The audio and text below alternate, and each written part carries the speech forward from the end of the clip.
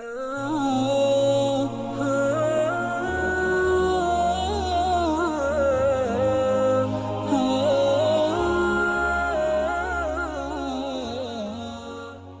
علیکم، میں حمزہ جمیل، آپ دیکھ رہے ہیں ہمارا یوٹیوب چینل ٹوٹل پاکستان، اور آج ہم کرنے جا رہے ہیں رمضان اسپیشل پروگرام، اور آج ہمارے ساتھ موجود ہیں حضرت مولانا مفتی محمد آصف صاحب۔ آئیے ہم ان سے گفتگو کا آغاز کرتے ہیں۔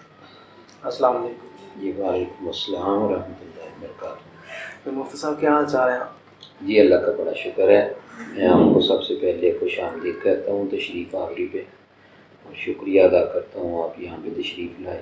آپ سب سے پہلے ہمیں یہ بتائیں کہ روزے ہم پر کیوں فرض کیے گئے؟ جی ماشاءاللہ، یہ رمضان المبارک کا مہینہ ہے، اور اللہ پاک نے روزے فرض بھی کیے، اور روزوں کی فرضیت کی اللہ نے حکمت خود ہی بیان کر دی۔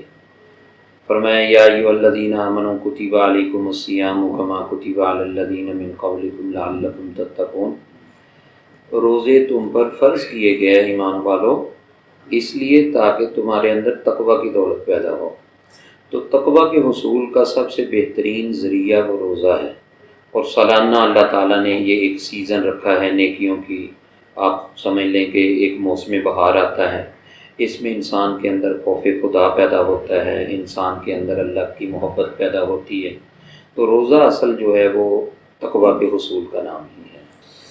تو ہمیں رمضان مبارک کیسے گزارنا چاہیے؟ جی رمضان المبارک کے لیے ہمیں نبی اکرم صلی اللہ علیہ وسلم نے جو ہدایات دے دیں، یا جو آپ کا پیغام ہے، اس میں تو کسی قسم کا ابہام نہیں ہے۔ آپ صلی اللہ علیہ وسلم نے اس کے ایک ایک لمحے کو، اس کے شب و روز کو، اس کے ایک ایک منٹ کو باعث برکات قرار دیا ہے۔ تو اس کو گزارنے کا سب سے بہترین طریقہ یہی ہے کہ اس میں انسان فرائض کی پابندی کرے، اور فرائض کی پابندی سے پہلے انسان گناہوں کو چھوڑے، اور گناہوں کو چھوڑنے کے بعد فرائض کی پابندی کرے، اور فرائض میں سب سے اعلیٰ درجے کی جو ہے وہ اس میں روزہ ہے، اور پھر روزے کا اور قرآن کا آپس میں خصوصی تعلق ہے، اس لیے وہ روزہ رکھے اور روزے میں قرآن پاک کی تلاوت کرے، آپس میں ان کا بڑا تعلق ہے۔ اور اس کے ساتھ ساتھ جتنی بھی اعمال احادیث سے ہیں وہ سارے کے سارے اس کے اندر ہونے چاہیے، پڑوسیوں کے ساتھ، اپنے رشتہ داروں کے ساتھ، دوسرے جتنے بھی اپنے کولیگز ہیں، یا دوسرے کوئی بندہ کسی جگہ پہ کوئی ایسی ڈیوٹی دے رہا ہے کہ اس کے ساتھ کچھ کام کرنے والے اس کے ملازم ہیں، ان کے ساتھ نرم گوشہ اختیار کرے، اس کے ساتھ نرمی کا، تاکہ اللہ تعالیٰ اس کے ساتھ نرمی کا معاملہ فرمائے۔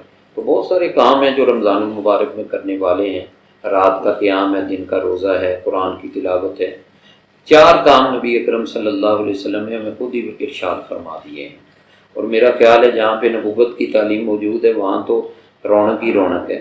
آپ نے فرمایا 4 چیزوں کی کثرت کرو۔ نمبر 1، لا الہ الا اللہ کا ورد کرو۔ نمبر 2، استغفار کی کثرت کرو، اور تیسرے نمبر پہ جنت کو مانگو، اور چوتھے نمبر پہ جہنم سے پناہ مانگو۔ یہ بہت اہم اعمال ہیں جو ہمیں کرنے چاہیے، اس کی طرف توجہ کرنی چاہیے۔ رمضان المبارک کی کوئی خاص عبادت ہے تو وہ ہمیں بتائیں، دیکھنے والوں کو، جو خاص طور پر رمضان المبارک میں کر سکے۔ جی رمضان المبارک کی خاص عبادت تو ہم یہی کہیں گے کہ قرآن سے بڑھ کے کیا عبادت ہے، یا روزے سے بڑھ کے کیا عبادت ہے، لیکن میں نے پہلے عرض کر دیا کہ اس کے ساتھ ساتھ ایک ایک لمحہ اس کا بڑا قیمتی ہے۔ رات کا قیام ہو، وہ تہجد کے وقت ہو، تراویح میں ہو، اور دن کا روزہ ہو، اور روزہ دار جو ہوتا ہے یہ تو اگر سویا ہوا ہے اس کے لیے سمندر کی مچھلیاں تک دعائیں مغفرت کرتی ہیں حدیث کے مطابق۔ تو سارا مہینہ ہی موسم بہار ہے یہ نیکیوں کا، لیکن جو نبی اکرم صلی اللہ علیہ وسلم نے اس کے بارے میں رہنمائی فرمائی، خاص عمل اس میں وہ روزہ ہی ہے، وہ روزہ ہی جو حصول تقویٰ کا۔ اب بس اس روزے کا ایسا اہتمام ہونا چاہیے کہ یہ زندگی میں نہ چھوٹے۔ تو کیا واقعی ہی اس مہینے میں اللہ تعالیٰ نے اپنے پاک کلام قرآن مجید کو نازل فرمایا؟ جی قرآن مجید کے اندر دوسرے پارے میں سورہ بقرہ میں اللہ پاک نے اس بات کی وضاحت کی ہے کہ تمہارے تقویٰ کے لیے میں نے روزے کا انتخاب کیا ہے، رمضان کا انتخاب کیا ہے، اور پھر میں نے رمضان المبارک کے اندر ہی قرآن کریم کو نازل کیا ہے شہر رمضان الذی انزل فیہ القرآن ھدی للناس وبینات من الھدی، فرمایا کہ رمضان کا مہینہ ایسا مہینہ ہے جس میں ہم نے قرآن کو نازل کیا ہے۔ اور دوسری جگہ پہ شب قدر کا ذکر آتا ہے جو رمضان ہی کی رات ہے، انا انزلناہ فی لیلۃ القدر، ہم نے لیلۃ القدر میں اس قرآن کو اتارا ہے۔ تو قرآن مجید اسی مہینے میں نازل ہوا، اور قرآن مجید کے نزول کا مہینہ یہ رمضان المبارک ہے۔ رمضان المبارک کے مہینے میں کون سی جنگ ہوئی تھی، آپ اس کے بارے میں بتائیے۔ رمضان المبارک میں ایک تو 17 رمضان المبارک، یہ بڑا اہم مشہور واقعہ ہے، اسلام اور کفر کی پہلی جنگ ہے جس کو غزوہ بدر کہا جاتا ہے۔ اللہ پاک نے اس کو خود ہی قرآن میں یوم الفرقان کا نام دیا ہے، یعنی حق اور باطل میں فرق کرنے والا ایک دن ہے۔ 313 محمد رسول اللہ صلی اللہ علیہ وسلم کے مجاہدین تھے اور 1000 کا لشکر تھا۔ تو یہ ایک لڑائی تھی، جنگ تھی جو اسلام اور کفر کی پہلی لڑائی تھی، اور اس میں اللہ تعالیٰ نے اہل اسلام کو کفر کا 1000 کا جو لشکر تھا اس پہ اللہ تعالیٰ نے اس کو غلبہ عطا فرمایا۔ ایک تو اس میں یہ 17 رمضان المبارک کے حوالے سے جو آپ سوال کر رہے ہیں وہ ہے، اور اس کے ساتھ ساتھ 20 رمضان المبارک یہ فتح مکہ کا دن ہے، تو رمضان المبارک ہی میں مکہ بھی فتح ہوا ہے۔ وہ ہم کہہ سکتے ہیں کہ اس میں کوئی لڑائی کی خاص نوبت نہیں آئی، لیکن بہرحال مکہ فتح ہوا ہے۔ تو اس اعتبار سے یہ دو ایسی یعنی واقعات ہیں جو ہم یاد رکھ سکتے ہیں، 17 رمضان غزوہ بدر کا دن، اور جو 20 رمضان المبارک ہے وہ فتح مکہ کا دن ہے۔ تو سحری کے بارے میں اللہ کے نبی صلی اللہ علیہ وسلم نے کیا حکم ارشاد فرمایا؟ جی، حدیث کا اگر مطالعہ کریں، یہ رمضان المبارک میں اللہ تعالیٰ انسان سے یہ مطالبہ نہیں کرتا کہ تم کھانا پینا چھوڑ دو، یا کھانے پینے کی تمہیں اب ضرورت ہی نہیں ہونی چاہیے۔ کھانا پینا ہے، البتہ اس میں اللہ تعالیٰ کی رضا کے لیے ذرا نظام الاوقات کو تبدیل کیا جاتا ہے۔ تو سحری کے وقت جو کھانا کھایا جاتا ہے یہ نبی اکرم صلی اللہ علیہ وسلم کی سنت ہے۔ اس کھانے کو اللہ کے نبی نے احادیث میں برکت کی چیز قرار دیا ہے، یہ کھانا برکت والا کھانا ہے، اور جس کو خود نبی اکرم صلی اللہ علیہ وسلم برکت کی چیز قرار دیا وہ کتنا برکت والا ہوگا۔ نمبر 2، آپ صلی اللہ علیہ وسلم نے یہ حدیث میں فرمایا کہ ہمارے اور یہود و نصارہ کے روزے میں فرق وہ صرف سحری کا ہے، یعنی ہم سحری کرتے ہیں وہ سحری نہیں کرتے۔ تو اس اعتبار سے بھی اگر دیکھا جائے تو سحری کی فضیلت مستقل فضیلت ہے۔ لیکن اس کے علاوہ ایک حدیث ہے جس کو میں آپ کے سامنے ذرا بیان کروں گا۔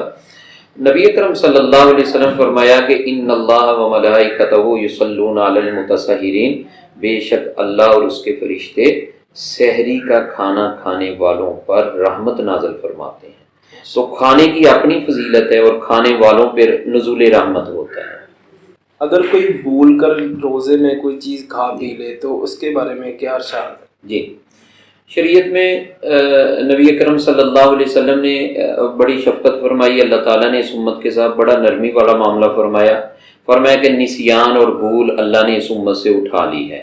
اگر کوئی بھول کے کھا لیتا ہے، روزہ ہے اس کا لیکن اس کو یاد نہیں، بھول گیا، وہ کھا لیتا ہے، پانی پی لیتا ہے، وہ چیزیں جن سے روزے کی حالت میں روکا گیا لیکن کر لیتا ہے، بھول کے اس سے ہو گیا، تو وہ جو احادیث کی روشنی میں اس کا روزہ ختم نہیں ہوا، ہاں اس کا روزہ باقی ہے۔ تو بھول کر کھانے سے روزہ نہیں ٹوٹتا۔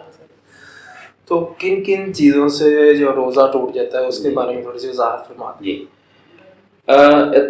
اس میں ذرا تھوڑی سی وضاحت ہے، کن چیزوں سے روزہ ٹوٹتا ہے، میں 2-4 کا نام لیتا ہوں۔ ایک تو کھانا پینا اور یعنی اپنی نفسانی خواہش کو پورا کرنا، یہ چیزیں تو وہ ہیں جن سے قرآن مجید نے دوسرے پارے میں روک دیا ہے کہ یہ نہ کھا سکتے ہو روزے کی حالت میں، نہ پی سکتے ہو، نہ یعنی اپنی نفسانی خواہش کو پورا کر سکتے ہو۔